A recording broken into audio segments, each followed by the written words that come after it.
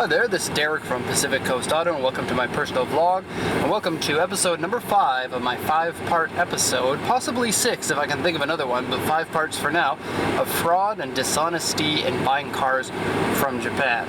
And so we've been buying cars from Japan for a little over 6 years now. Our company has been doing really well, and this has given us kind of an insider look on how a lot of companies are stealing from customers. And the reason why this stealing happens is because the exporters have all of this knowledge about how the inner workings of the industry works, and the customers basically have had no knowledge at all. And you know, in any industry, when there's such a difference in the amount of knowledge, people get ripped off, and that's what's been happening. And luckily, as time goes on and consumers get more educated, these people who scam buyers and whatnot, they're going out of business and they're being caught and they're getting bad online reputation. And so the scamming in Japan has really been happening for a long time, and even before the days of the internet. And so exporting really became big once the internet really became popular. And so, that's kind of what's weeding out all of these bad old style companies that would steal left, right, and center from people who are buying from the better companies. And so I think right now is kind of a cleansing of the industry, but there still are ways, these companies that make their money off of theft, they need to sustain their companies, and so they need to find the ways to steal. And so this final one is an interesting one because it is probably the sneakiest and the easiest way for exporters to steal from customers. Unlike some of the other ones that we've been talking about, this one is exclusive to export companies that buy for customers as an agency. And so what it is you pay a flat fee or a various fee for the ability to buy direct from the auction. You get these auction sheets translated for you. In some cases, you don't even get them translated, but you get these auction inspection sheets that tell you the gist of the condition of the vehicle. You tell the exporter how much you want to bid, and then they take your bid and they bid on the car for you. And if they win, then you get the car, and there's no real middleman. There's only the small fee that you pay to the exporter. And that's how most export companies work these days, is like that. And so this scam has been going on for a while, but it just got a little bit more interesting as things kind of grew up. What has been happening is that customers, for example, somebody says, I want to bid 500,000 yen on this car, and then the exporter would buy the car for example, 300,000 yen, and then would tell the customer we bought it for 450,000, which is under their max bid amount, but it would be $150,000 or like $1,000, $1,500 more than that customer had actually bought the car for. So the seller, they get the 300,000, and the exporter asks the buyer to give them 450,000 yen. And so the exporter's pocketing an extra $1,500 at the buyer's expense. And part of the reason why this is so, let me get into that in just a little bit. This happened pretty much everywhere. It was really, really, really popular until about 5 or 8 years ago. And at that time, these third-party companies would be taking the information from the auction database and making it available to pretty much anyone. And what I'm talking about is the auction tool, the same one that we have on our website. You can go to our website and you can create a login, and you can see basically all these cars that are at auction in Japan. And it shows you the final selling price for all of the cars. And before that final selling price was shown to the public, the exporters were just stealing all the time, every chance that they could, basically. And that slowed down a little bit once the public got information about the final selling price of the cars, all except for one area.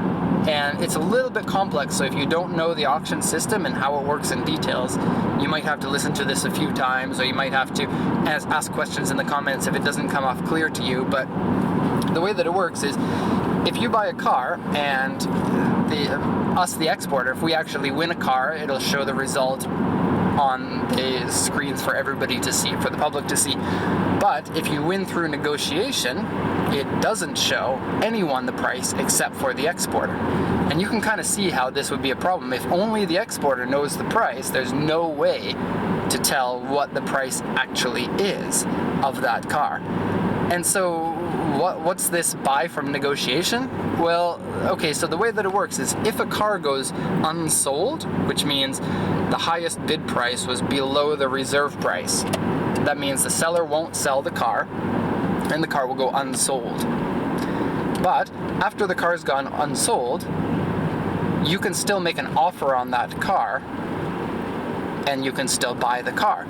And so what these tricky export companies are doing is they bid on the car, and if the export company is the highest bidder, then they'll purposefully not bid up to what the buyer told them the maximum bid should be, with the intention of the car not going sold. And then if the car doesn't go sold, they jump up right away and they go to the phones and they call to make a negotiation sale.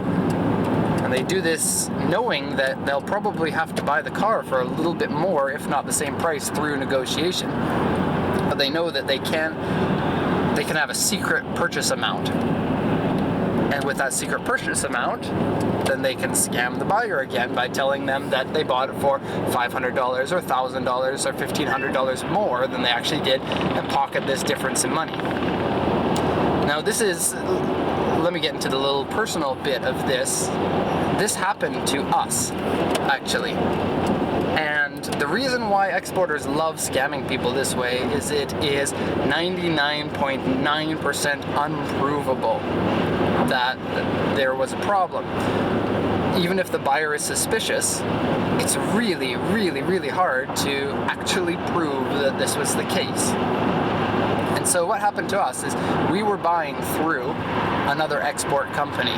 They were acting as a bidding agent for us because something I'll get into in some of the other videos possibly, but if you're an exporter and there are a lot of barriers of entry into the system which don't allow you to really own your own auction licenses at all of the auctions unless you own land in Japan, which owning land in Japan is a really stupid idea for foreigners, even if foreigners could get the money, because the cost of the land, you can't make any money off of that land. If you rent it out, you constantly lose money until you sell it, and then they make the sale like when you sell property, you have to pay 30% tax on it, so there's no way to make money on owning land in Japan. And if you're going to live in Japan forever, then it's fine to own land, but if you're actually going to move back sometime, like we're eventually going to do, it would be a huge, huge cost to buy any sort of land. And so the auctions, they know this, and you also need to have like a Japanese person who also owns land to sign for you, and that goes on forever until they die, and so there's a lot of liability for anyone who's going to be signing for you. Needless to say, it's pretty much impossible to get your own auction license without partnering with a Japanese company, and that's something we don't want to do because I don't like the way that most Japanese business people run their business. It's just different from the way I want to run my business. We don't want to have high profit if it means at the expense of our customers and our service. And I can't find anyone else who believes in the same things as I do, and I don't want to spend all my time arguing with people that the customers need to be above and beyond what a normal customer from a Japanese company would be considered. And this is just scratching the surface of this topic because it is quite interesting. Japan has some of the best customer service in the world, but it's not as simple as that. These Japanese companies will give you very, very good service to the face, and then there's a lot of inside the company hidden stuff, backstabbing and collusion and price fixing and all this scary bad stuff that I really don't want to be a part of. Anyways, back to the story. So what happened is I bought for a customer a car, and it turned out that we bought this car for below the max price, and we had to negotiate on this one. Now normally I don't negotiate because I don't believe in negotiation unless it's necessary, but normally we don't negotiate on cars, and this one we had to because the customer didn't send me the bid until like half an hour before the car came up. And so this company that we were using to buy through ended up doing this scam and then marking up the amount. And so the customer was feeling a little bit nervous about this because he bought it for too expensive, and so he actually knew somebody at the auction and could ask them about that. And the person at the auction gave them the price, which is a pretty weird thing, because if someone at the auction is giving out prices like that and that person's name gets mentioned, that person will lose their job. And so it's not really the best proof. I know somebody at auction who told me this one thing, and as an exporter, we don't know who to trust as customers, but we looked into it and things looked a little bit not quite right, and so we tried to get the auction to tell us the price. But of course the auction is not going to tell us the price. And part of this, actually, I think that the auctions are a little bit compliant with this kind of scam, because why else would they hide the price under a negotiated sale? I think that that's purposefully to, this could be a little bit conspiracy theorist of me, and it may not be the case, but it certainly is suspect that the price is hidden for negotiated sales. But anyways, I managed to get the price from the auction, but the only way to do that was to contact a lawyer and get the lawyer to get the Yokohama Bar Association to write a formal letter to the auction stating that we have a possible lawsuit for this case and we need to know the price. And it cost me $2,000 to do that, just to get the Bar Association to write some letter. And so $2,000 and you can get the auction price of the car. But most customers can't do that. Most customers aren't in Japan, and they don't want to spend $2,000 to find out that they were overcharged $500 or $1,000. In this case, we were overcharged $1,000 on the price of the car. So as soon as I found out, I contacted the customer. I said, look, you were right about this. Here's your $1,000, and then I'll look into everything from the back end and try to prove it. And we ended up going to court. And the court is finished. It took almost a year to go through the court, and I can't talk about the details of it because it's part of the court agreement forbids me from talking about some of the details of it, and so I'm going to just kind of gloss over that a little bit here. But the gist of it is that we could finally get the other company to state that they had overcharged and we had nothing to do with it. And so at the end of the day, it took a year and a half of work. I actually had to go to court with another exporter. The cost of this to me in just court fees were not that high because we didn't actually go to trial. We went through arbitration, but that still meant that we spent about $6,000 or so in court fees. And for a $1,000 difference, it's not really cool that we had to pay $6,000, but that's what you have to do when you own a business, unless you want to just go off and run and hide about it. Sad about this story is that even with the court documents and even with the exporter said that they had actually marked up the price, and even with the auction proof that I gave and official translations and everything, this customer still didn't want to admit that he was wrong, that we had been the liars in this case. And so that's unfortunate, and that's something that we don't have to think about anymore because we kind of consider that to be finished at this point.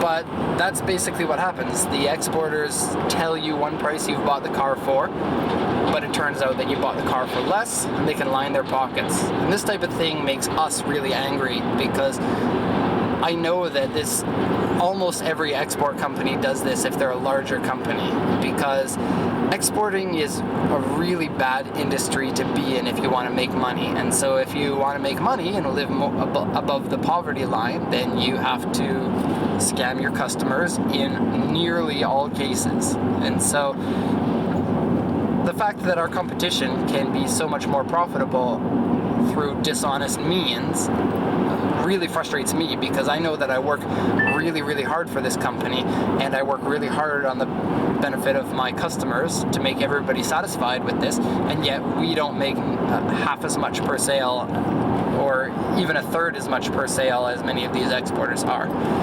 And so that's going to be it. That's number 5 of the fraud and dishonesty in Japan, and the one that is probably going on most often right now behind your back. If you don't want this to happen to you, then, well, it's a little bit difficult. you can say that I don't want to negotiate on any sales, but a lot of these companies will do it on your behalf, and you're already locked into a contract. And so it's kind of tricky. There's not really much you can do once you've sent in your deposit and the vehicle has been purchased. You can yell and scream and whatnot, but at the end of the day, you may be wrong about it. It could be that this exporter was not doing anything wrong. And if you accuse somebody of doing something wrong, that is, in my opinion, much worse than anything else that you could do. If you don't have proof that something is going on, then don't go onto the forums, because that's what happened to us, and we've lost an estimated $100,000 or more in sales because somebody was wrong about calling us out for fraud. And so, you know, there is that aspect of it. So it is complicated and it is difficult, and that's why this is the 5th episode in this series, because it is kind of the finale, and it's a tricky subject.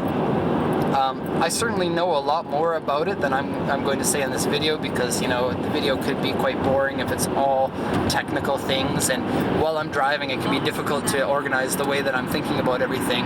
So we're just going to leave it at that, and certainly if somebody is afraid that this might be happening to you, then you can contact me and I can at least give you my advice of what happened to me and what you can do in a circumstance like this. So hopefully this video has been educational to people. I'm sorry that some areas we couldn't get into more details for, but that's the scope of this fraud and dishonesty series that we're doing. Hopefully there's another part 6 coming out. If there is, then you'll probably see it in the YouTube videos that are suggested to you after you've watched this one. And if you haven't already, watch episode 1, 2, 3, and 4. They are pretty interesting and definitely good information if you're going to be buying a car from Japan. It can tell you lots of things that you wouldn't otherwise know, and probably your exporter is not going to get into the details of. So, thank you very much for watching. I look forward to people subscribing to the channel. Thank you very much for that. I really, really like how this has become a fairly popular channel and is bringing people in. I'm getting a lot of emails from people who said that they really like the channel. So, thank you everyone. I wouldn't be doing this if it weren't for subscribers and people who are appreciating it. So, that's going to be the end. Thanks a lot, and have a good day.